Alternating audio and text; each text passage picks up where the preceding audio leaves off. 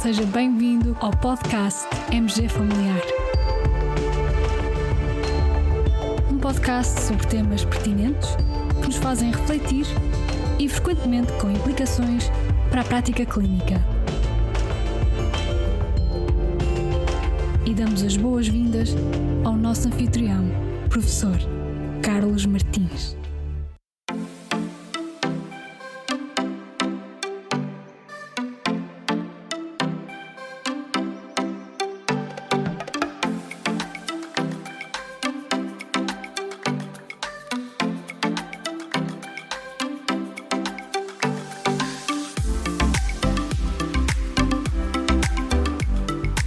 Caros colegas, admito que tenhais uma certa saudade dos nossos episódios em formato de Journal Club. E, olhem, pelo menos eu admito que sim, admito que tenho. E então, para um Journal Club, hoje tenho comigo o nosso colega Luís Monteiro. Olá Luís, bem-vindo aqui a mais um episódio do nosso podcast. Olá, é muito importante para mim também estar aqui, também já tinha saudades destes momentos. Muito bem, muito bem. E então, qual foi o artigo que te despertou assim interesse e que queres partilhar hoje connosco? Então, este artigo tem o seguinte título: People Overtrust AI-Generated Medical Advice Despite Low Accuracy. E foi publicado em maio na revista New England Journal of Medicine AI. Muito bem, então vamos falar de inteligência artificial e vamos falar sobre a forma como os nossos pacientes encaram as informações que recebem através desta ferramenta, não é? É isso? Qual foi em concreto o objetivo deste estudo? Este estudo tem como objetivo principal analisar a percepção e a avaliação das respostas médicas geradas, por um lado, por inteligência artificial, esta avaliação por indivíduos não especialistas, comparando-os com respostas fornecidas pelos médicos. A pesquisa, no fundo, visava integrar se os participantes conseguiam distinguir entre as respostas, como é que avaliavam a sua fiabilidade, validade e outros aspectos das respostas geradas por IA.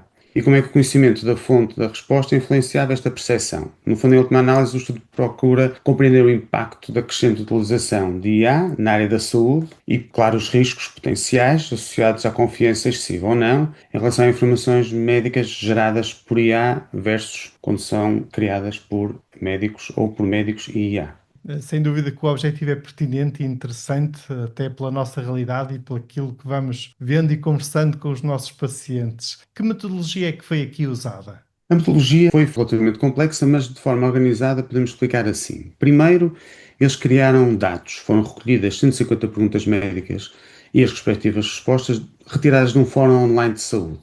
As respostas de inteligência artificial foram geradas para cada pergunta utilizando um modelo GPT-3. Nós vamos falar sobre porque é que este pequeno grande pormenor é importante quando avaliamos depois.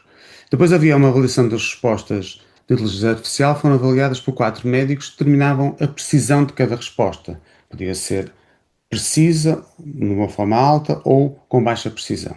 Depois, participantes, isto é, os doentes, foram recrutados online através de uma plataforma e, posteriormente, havia 3 experiências. Os participantes avaliaram, portanto, os doentes avaliaram os pares de perguntas e respostas e tentaram identificar a fonte da resposta.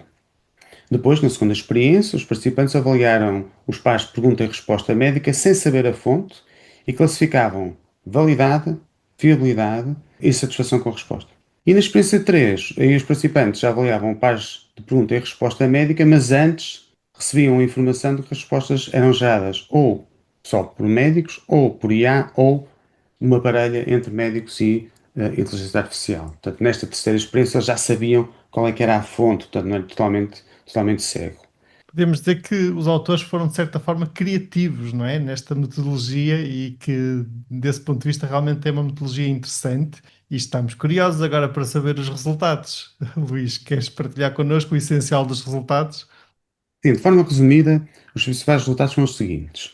Houve dificuldade na distinção, no discernimento. Portanto, os participantes tiveram dificuldade em distinguir entre respostas de médicos versus as respostas geradas por inteligência artificial, mesmo quando as respostas de IA eram de baixa precisão. Há também uma preferência por respostas geradas por IA. As respostas de IA, mesmo quando estão incorretas, com baixa precisão, foram avaliadas como sendo de forma semelhante às respostas escritas por médicos. Depois há uma tendência a seguir conselhos menos precisos. Os participantes demonstram uma tendência a seguir conselhos médicos potencialmente prejudiciais e até a procurar, no fundo, consultas e resposta médica desnecessária, mesmo quando as respostas de IA têm baixa precisão. Estas respostas podem ter, no fundo, menos correção do seu ponto de vista médico e científico, mas convenceram muito bem os participantes. Outro fator importante, por isso é que aquela terceira experiência que eu tinha referido era importante que eles identificavam a fonte, é que os participantes têm tendência a confiar mais em respostas de IA de alta precisão quando informados de que assim é, do que quando a resposta é dada pelo médico. Depois também há aqui um ponto importante em relação a nós. Os médicos também demonstram algum viés.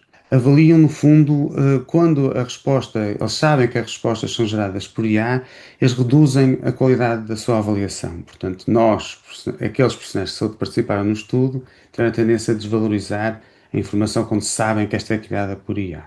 Resultados sem dúvida pertinentes, interessantes e de certa forma preocupantes. O que é que te parece, na tua opinião?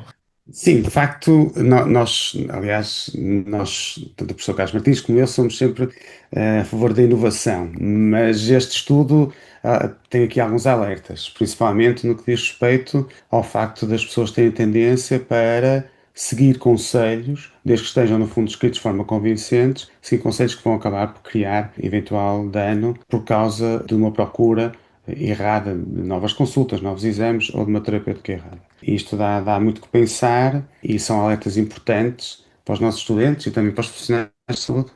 Sem dúvida. Uma das questões pertinentes é que, por vezes, as pessoas não são capazes de diferenciar aquilo que é informação válida da não válida. Era um problema que já se levantava quando apenas utilizavam o famoso Dr. Google, não é?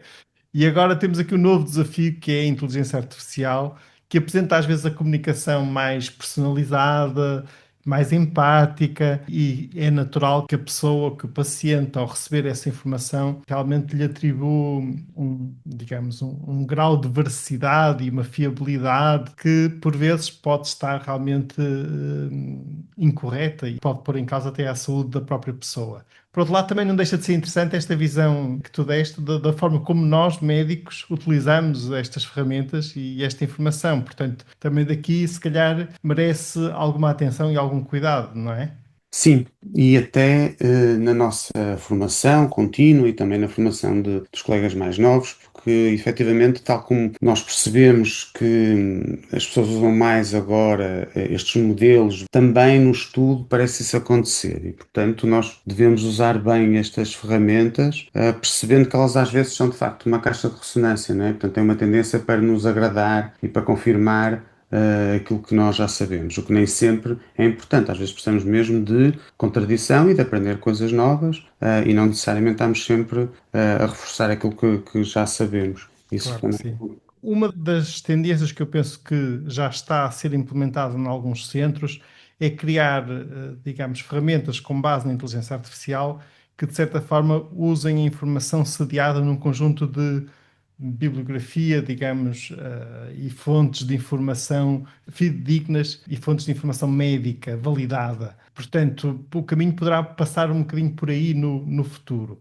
Por enquanto, um dos conselhos que eu às vezes dou quando estou com os nossos colegas mais jovens, a título, digamos, formativo, é que estejam sempre muito atentos e que procurem sempre validar a informação que encontraram na inteligência artificial através de fontes de informação de evidência científica clássicas, não é? E que nós sabemos que existem, tentar ver as fontes da evidência.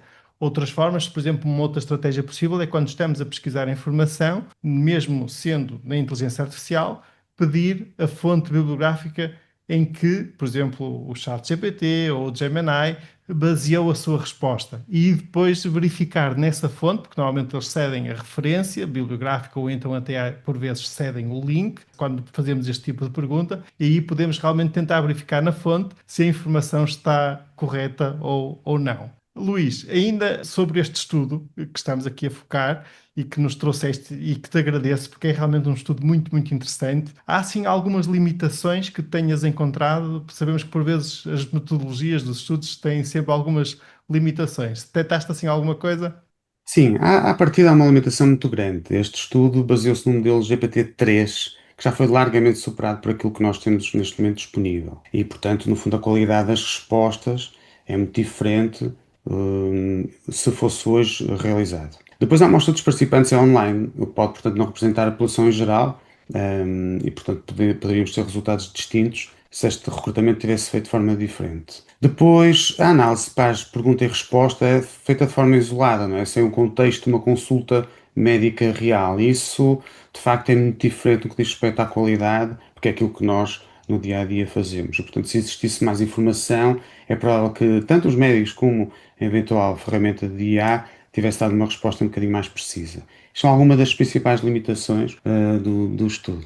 Muito interessante. Eu realmente sublinho a primeira que tu referiste, porque o estudo acaba por ser submetido em junho de 2023, é feito realmente com base no modelo ChatGPT-3 e acaba por ser publicado só agora em maio de 2025. Nós sabemos que os processos de revisão por pares dos artigos científicos por vezes são lentos, demorados, não é? E por vezes os papers vão e vêm mais do que uma vez para os autores irem incorporando as sugestões dos revisores até que se chega à aceitação final do paper e do artigo científico.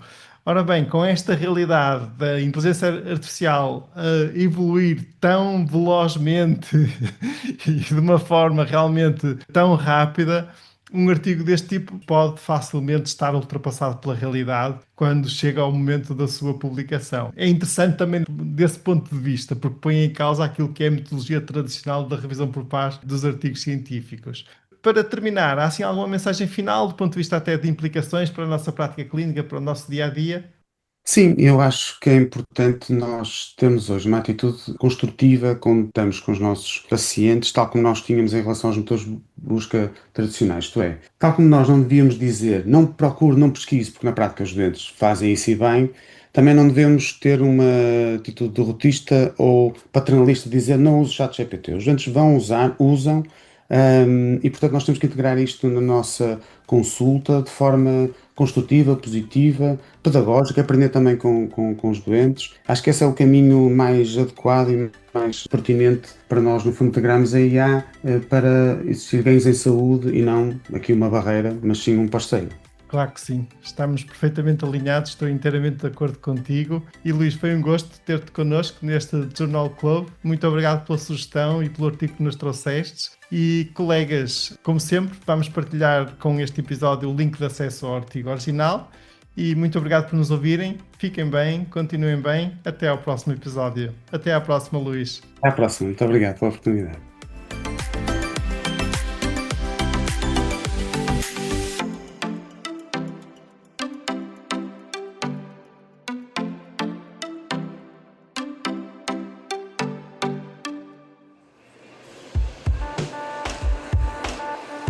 E terminamos assim esta edição do podcast MG Familiar.